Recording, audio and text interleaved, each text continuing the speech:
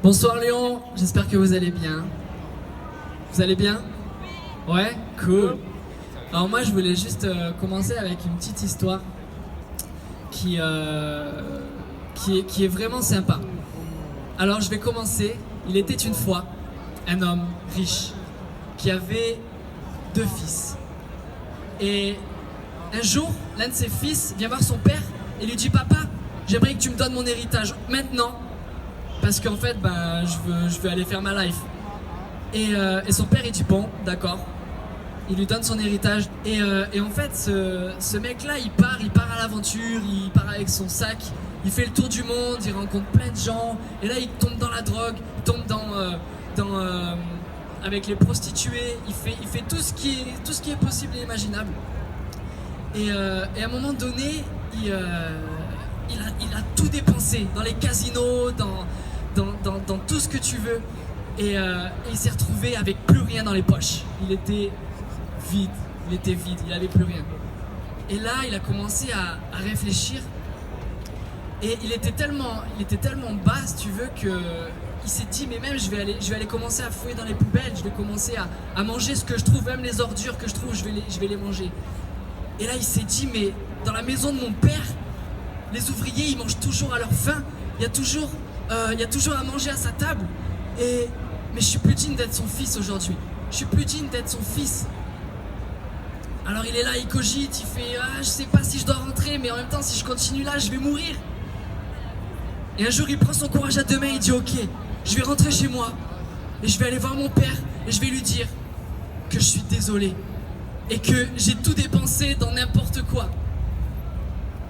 Et je vais lui dire que je suis plus digne d'être appelé son fils, mais que s'il veut, il peut m'employer pour avoir un peu de nourriture. Alors tout le chemin du retour, il est là, il se répète cette phrase, il se répète ce qu'il va dire à son père, t'imagines? Il se répète ce qu'il va lui dire, tu vois. Et là, il arrive au portail de son père, donc une belle bâtisse avec un truc énorme. Et là, il rentre, il est là, il est...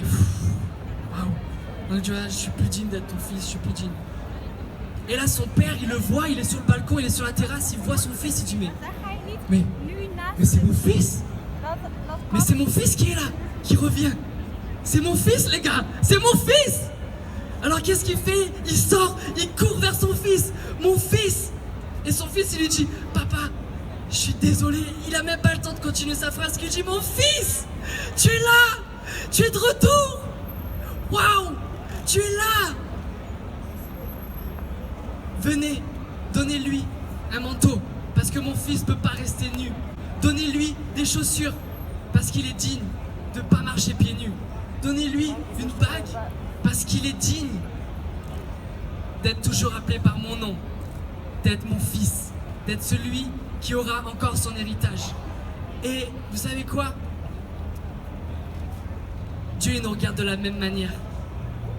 On fait n'importe quoi. Je vais vous expliquer après ce que j'ai pu faire.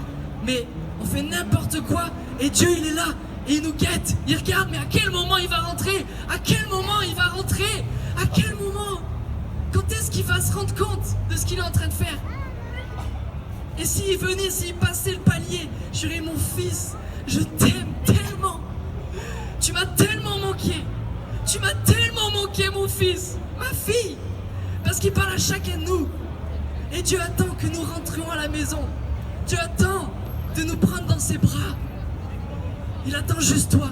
Il attend juste que tu lui dises: papa, je suis désolé. J'ai juste fait n'importe quoi contre toi et contre moi-même. Je suis tellement désolé. Et je peux te promettre qu'il va te prendre dans ses bras et il va te restaurer. Il va te relever, il va te dire: non, mais tu peux te relever, mon fils. T'es à moi.